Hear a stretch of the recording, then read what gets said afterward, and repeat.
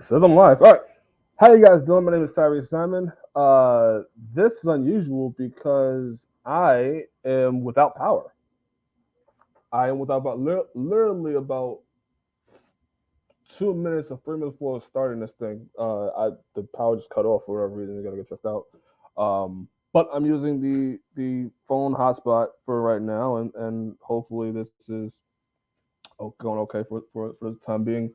Hope you guys are doing well. Wanted to apologize to you guys. I was supposed to do a live prediction show, like I promised, uh, for Colby Covington and Jorge Masvidal, but I wasn't able to do it because just life and other things got in the way. So I apologize about that. But yeah, let since I'm here and while I still have the hotspot on and hopefully it doesn't get janky on me, let's get right into it, right?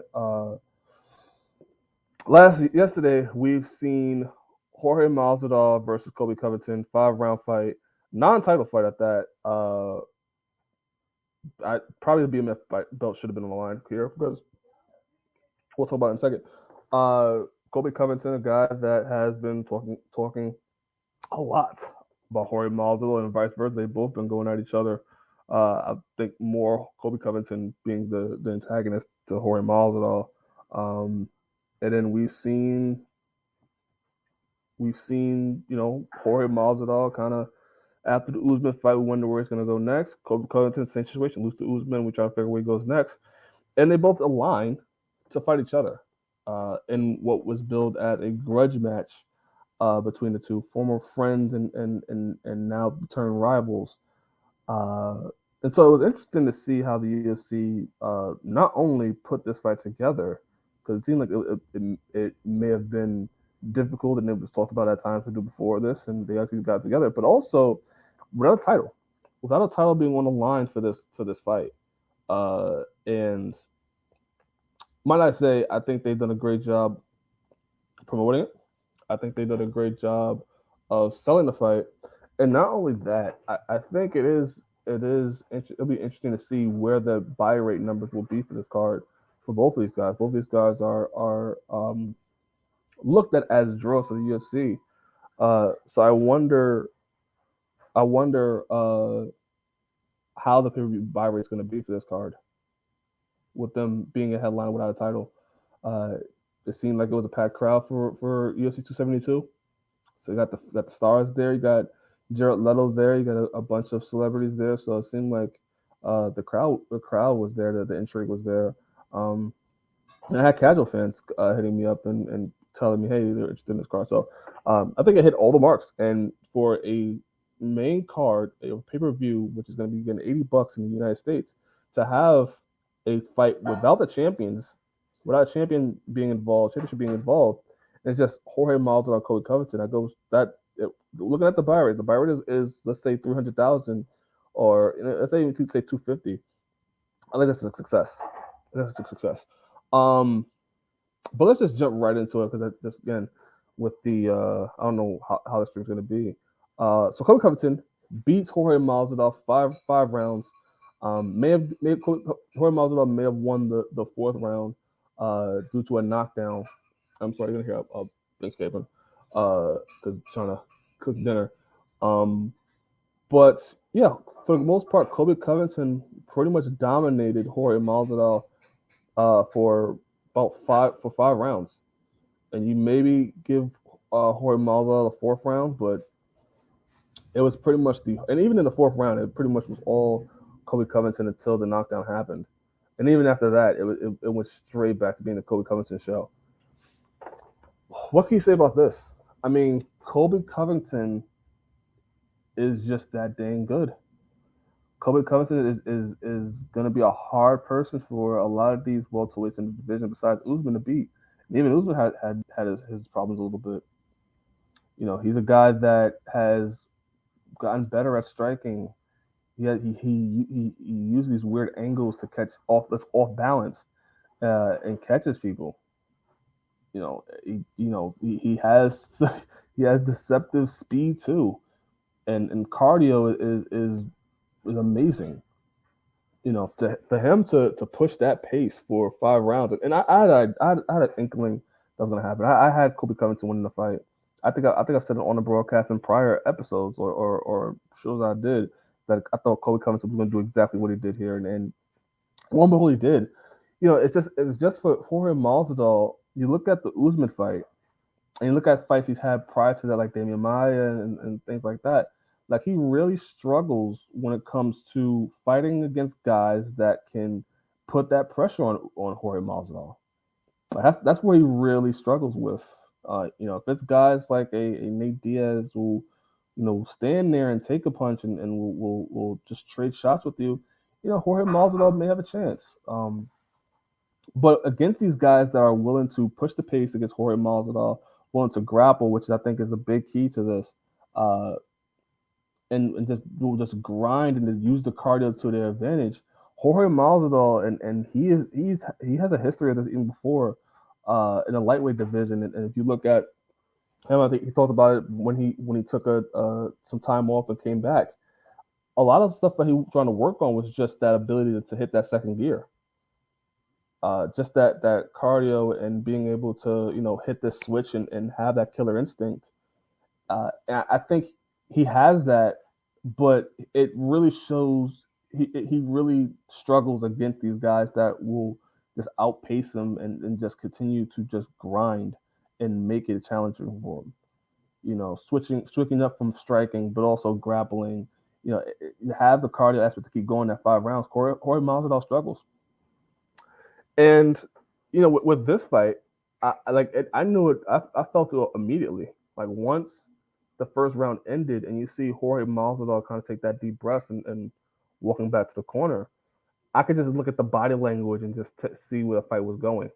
It seemed like it was going to be the Jorge Masvidal, you know, just trying to just well, not Jorge Masvidal trying to, but it's going to be Jorge Masvidal just doing just enough to be in the fight, but really he's getting battered. He's getting battered. He's getting dominated. He has good takedown defense, but not really enough. And just the grind, and you just see him just wilting a little bit and kind of just being uh, bullied, just straight up bullied.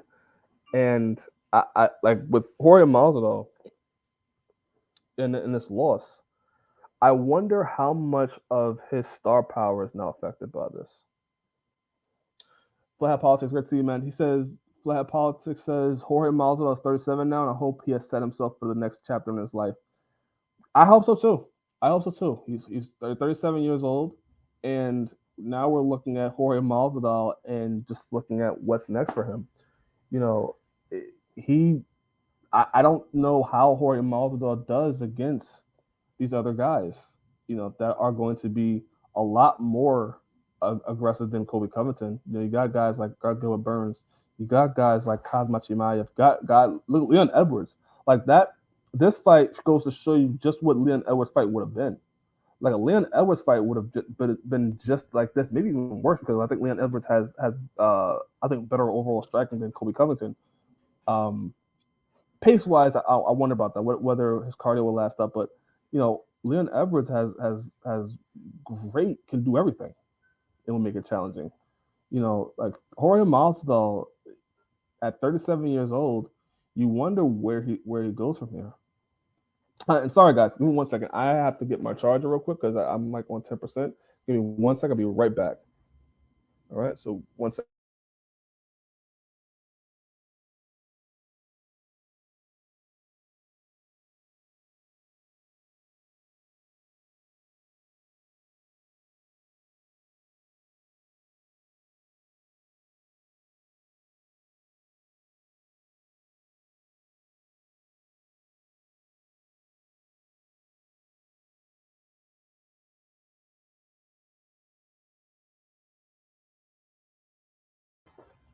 All right, I'm back.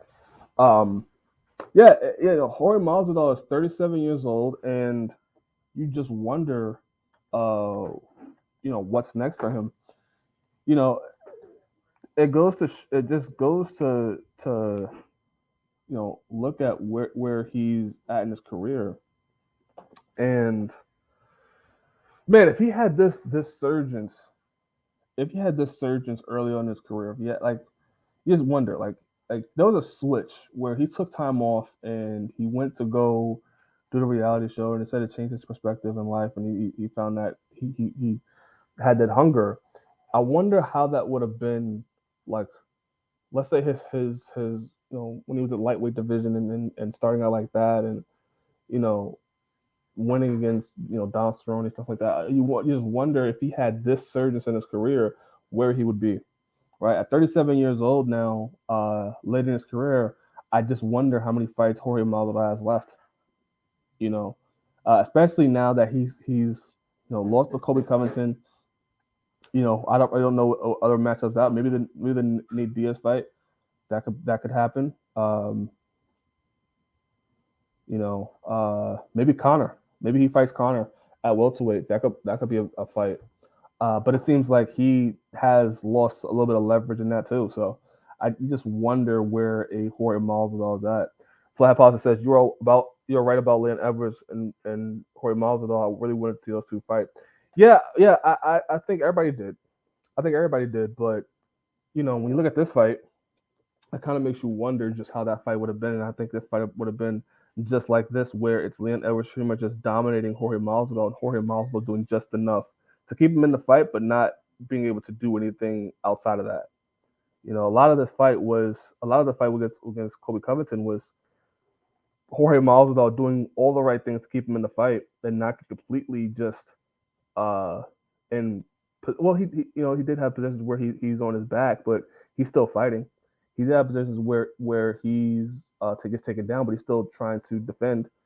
You know, it was a clear dominant fight, but it wasn't like Jorge Masvidal got battered either, um, or battered badly. Like he did just enough defensively to keep him in the fight, uh, but it wasn't anything to really write home about either.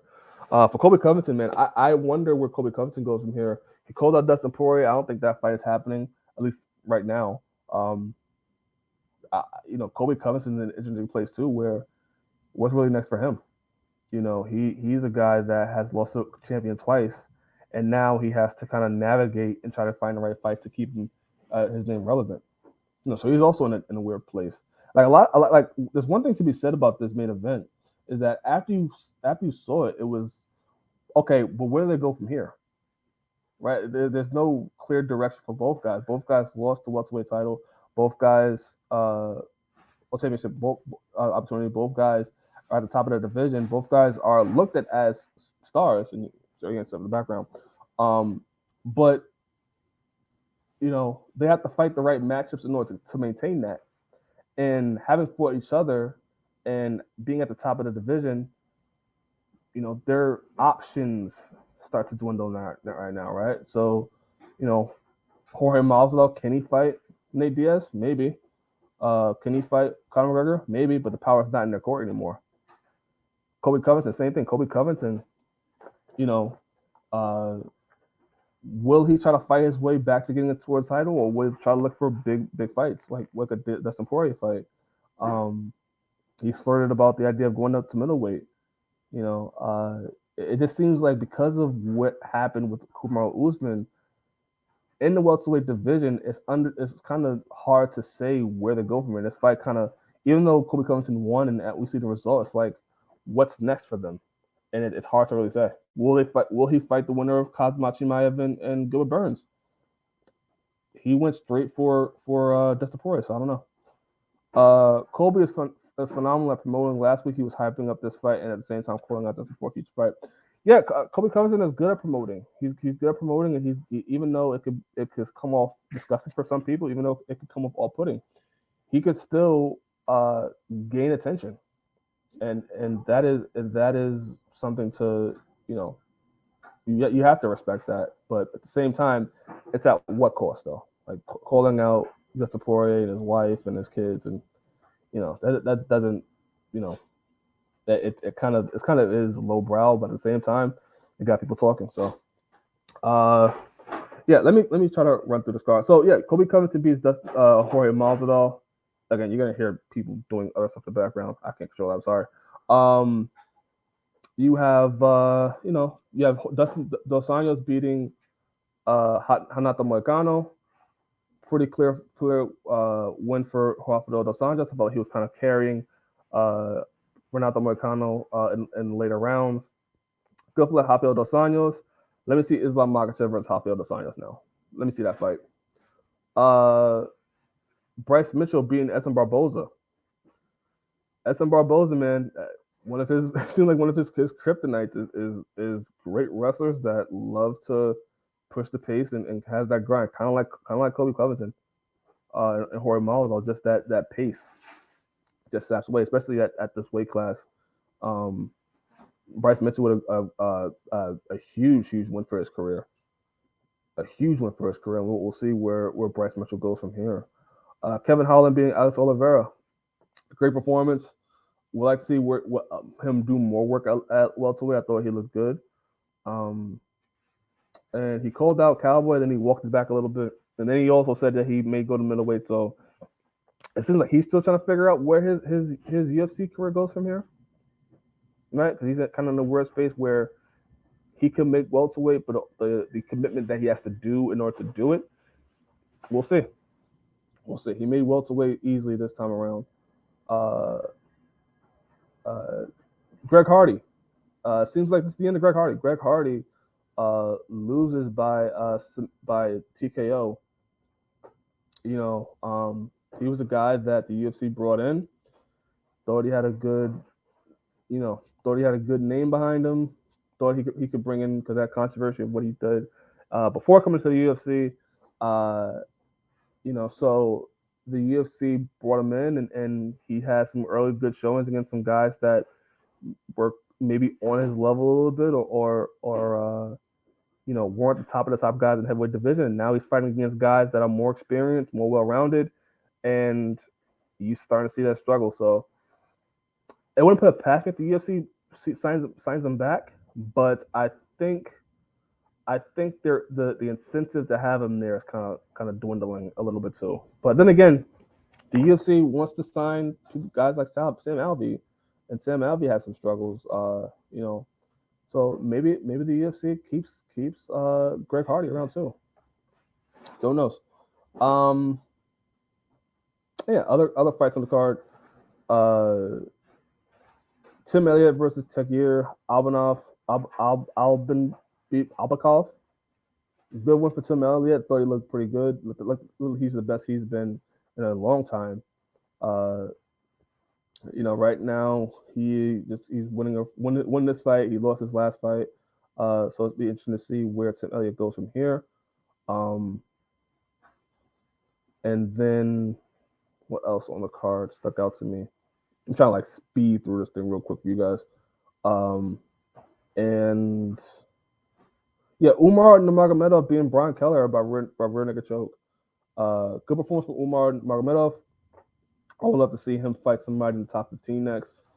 I think he's ready. I think you need to give him the opportunity to fight somebody, and he's a scary man. He's a scary man. Not only because he can grapple, he can grapple, but he's really a good striker. That's really where he really shines at. So for him to just be taking guys down and submitting them like that, he's gonna be a scary problem in that bantamweight division. I would love to see him fight a Sean O'Malley or a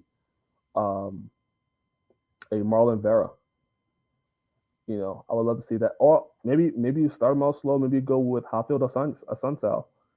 Give him that fight, a veteran in the division. But he definitely should fight somebody in the top 15.